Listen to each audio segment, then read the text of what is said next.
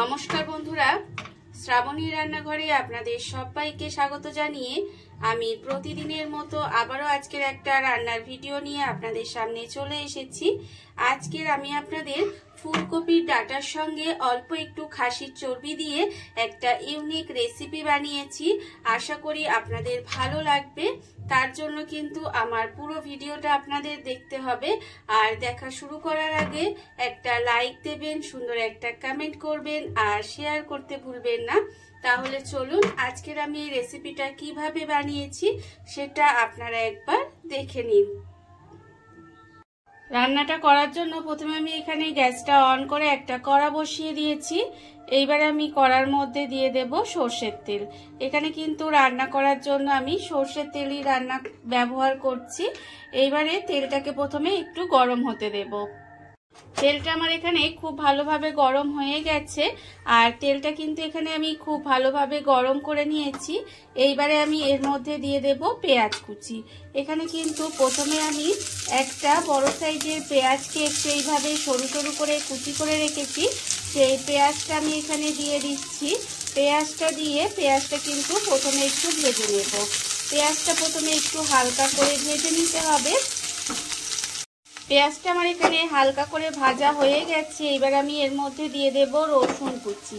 এখানে কিন্তু 4 কোয়া মতো রসুন আমি এইভাবে একটু কুচি কুচি করে রেখেছি, সেই রসুনটা আমি এখানে দিয়ে দিলাম। রসুনটা দিয়ে রসুনটাও কিন্তু একটু সময় এইভাবে নেড়েচেড়ে ভেজে নিতে হবে।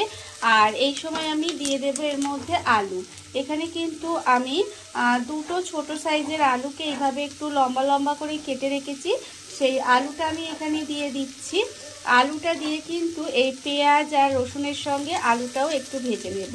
এই রান্নায় আমি এখানে আলু আর তার সঙ্গে ফুলকপির ডাঁটা ব্যবহার করেছি। আর আপনারা চাইলে কিন্তু এর মধ্যে অন্য যে কোনো শীতের সবজিও দিতে পারেন। তবে আমি এর মধ্যে যেহেতু খাসির চর্বি দিয়ে রান্নাটা করি, আমি এখানে ফুলকপির ডাঁটার সঙ্গে শুধুমাত্র আলু দিয়েই করি। আর আপনারা চাইলে, আপনারা সবজি খেতে ভালোবাসলে বা আপনারা যদি চান তা এর মধ্যে অন্য যে কোনো শীতের সবজি দিয়েও করতে পারেন, তাতেও খেতে ভালো লাগবে। তবে আমার বাড়িতে সবজিটা অতটা পছন্দ করে না বিশেষ করে এই রান্নাটার ক্ষেত্রে, সেই জন্য আমি শুধু আলু দিয়েই করি। যাই হোক, আলুটা কিন্তু এইভাবে ভালো করে ভেজে নিতে হবে। পেঁয়াজ আর রসুনের সঙ্গে আলুটা দিয়ে কিন্তু আমি একটু সময় ভেজে নিয়েছি। এইবারে আমি এর মধ্যে দিয়ে দেব, এখানে আমি আগে থেকে ভালোভাবে পরিষ্কার করে রেখে দিয়েছি, আমি এখানে খাসির চর্বি নিয়েছি, সেই চর্বিটা কিন্তু এখানে দিয়ে দিলাম। চর্বিটা দিয়ে এর সঙ্গে কিন্তু এইভাবে, আর চর্বিটাকে কিন্তু এইভাবে ছোট ছোট একটু টুকরো করে কেটে নিয়েছিলাম। এবারে সেই চর্বিটা দিয়ে কিন্তু এর সঙ্গে আলুর সঙ্গে খুব ভালোভাবে একটু রান্না করে নেব। দেখুন, এইভাবেই কিন্তু আমি ভালোভাবে রান্নাটা একটু করে নিচ্ছি। আর এই সময় গ্যাসটাকে লোতে দিয়ে রাখবো। লোতে দিয়ে রেখে এইভাবে একটু রান্না করে নেব। চর্বিটা দিয়ে আমি কিন্তু এইভাবে আরেকটু সময় রান্না করে নিয়েছি। এইবারে আমি এর মধ্যে দিয়ে দেব, দেখুন, টমেটো। এখানে কিন্তু আমি একটা মাঝারি সাইজের টমেটোর আধখানা টমেটো এর মধ্যে দিয়ে দিলাম। এখানে আমি খুব বেশি টমেটো ব্যবহার করিনি রান্নায়। আধখানা টমেটোকে এইভাবে একটু কুচি কুচি করে রেখেছি, সেই টমেটোটা আমি এর মধ্যে দিয়ে দিলাম। দিয়ে আবারও কিন্তু একটু সময় রান্না হতে দেব। আর আমি প্রতিদিনের মতো আপনাদের একটা কথাই বলবো যে প্লিজ আমার ভিডিওটা আপনারা টেনে টেনে দেখবেন না, পুরো ভিডিওটা দেখুন। আশা করি আপনাদের ভালো লাগবে। আর এই শীত সময় তো আমরা ফুলকপির ডাঁটা দিয়ে অনেক রকম সবজি দিয়ে নিরামিষ চচ্চড়ি করি, বা মাছের মাথা দিয়ে চচ্চড়ি করি, মাছের তেল দিয়ে করি। তবে এইভাবে যদি একদিন খাসির চর্বি দিয়ে চচ্চড়িটা করেন, তাহলে দেখবেন খেতে কিন্তু অসম্ভব সুন্দর হয়। যাই হোক, এইবারে টমেটোটা দিয়ে কিন্তু আমি খুব ভালোভাবে একটু নেড়েচেড়ে রান্না করে নিয়েছি। এইবারে আমি এর মধ্যে দিয়ে দেব আন্দাজ মতো নুন। আছে আমার 1 চামচ হলুদ গুঁড়ো, 1 চামচ লঙ্কা গুঁড়ো, 1 চামচ জিরের গুঁড়ো, 1 চামচ ধনের গুঁড়ো, আর আছে কাশ্মীরি লঙ্কার গুঁড়ো 1 চামচ, আর একটু চিনি দিয়েছি।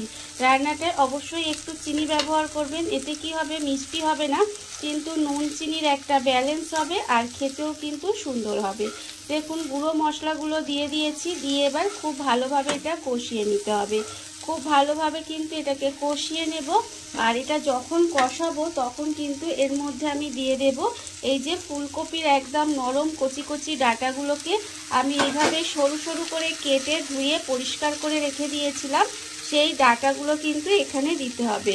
আর মধ্যিখানে যে একটা শক্ত ডাঁটা থাকে ওইটা ছাড়িয়ে দেখবেন ওর ভিতরে একটা নরম অংশ থাকে, সেটাও কিন্তু আমি এই রান্নায় ব্যবহার করেছি। এইবারে সমস্ত কিছু একসঙ্গে দিয়ে খুব ভালোভাবে কষিয়ে নেব। এটা কিন্তু খুব ভালোভাবে একটু সময় কষিয়ে নিতে হবে। গ্যাসটাকে একেবারে লোতে দিয়ে দেবেন, লোতে দিয়ে এইভাবে একটু কষিয়ে নেবেন। আর আমার চ্যানেলের নতুন বন্ধু পুরনো বন্ধু সবাইকেই বলছি আমার তরফ থেকে অনেক অনেক ভালোবাসা।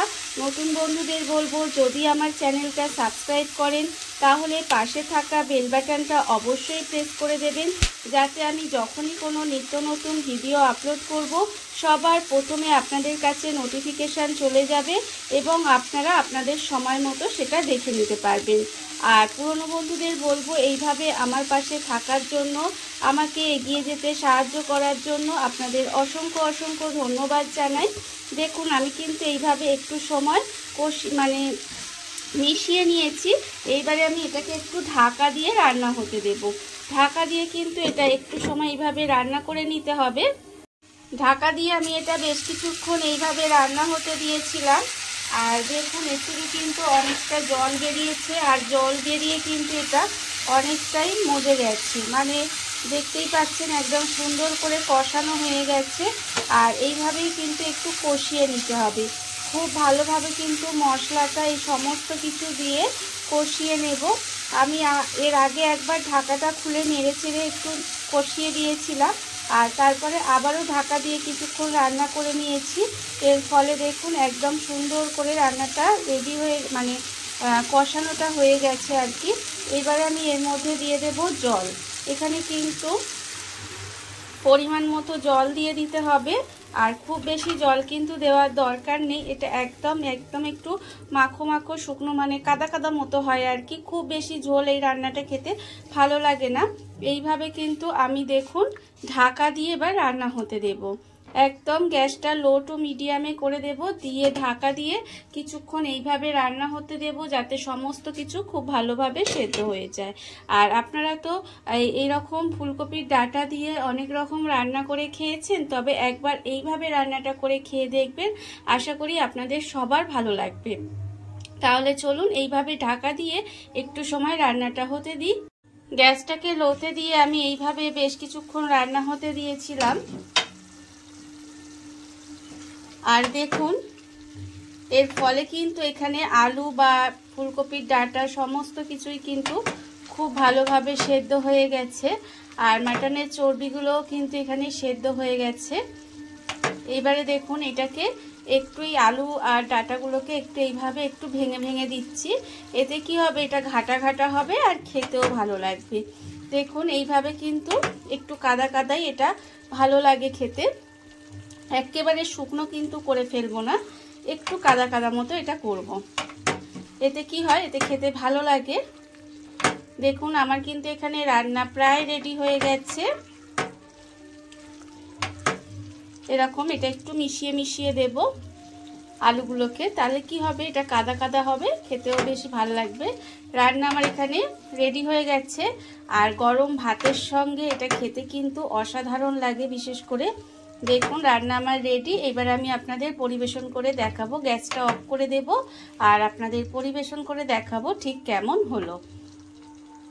দেখুন বন্ধুরা, বাড়িতে থাকা কত অল্প উপকরণে কত অল্প সময় কত সুন্দর একটা ফুলকপি ডাঁটার সঙ্গে অল্প একটু খাসির চর্বি দিয়ে একটা ইউনিক রেসিপি তৈরি হয়ে গেছে, আপনারা দেখতেই পেলেন। আর এটা কিন্তু খেতে অসম্ভব সুন্দর হয়। এইভাবে আপনারাও একদিন হলেও বাড়িতে বানিয়ে দেখতে পারেন। আর এই ভিডিওটা যদি আপনাদের ভালো লেগে থাকে, আপনারা যদি ইউটিউব থেকে দেখে থাকেন, চ্যানেলটি সাবস্ক্রাইব করে নেওয়ার অনুরোধ রইল। তাহলে চলুন ভিডিওটা আমি এখানেই শেষ করছি। আপনারা সবাই ভালো থাকবেন, সুস্থ থাকবেন। আবারও হাজির হব নতুন কোনো রান্না নিয়ে।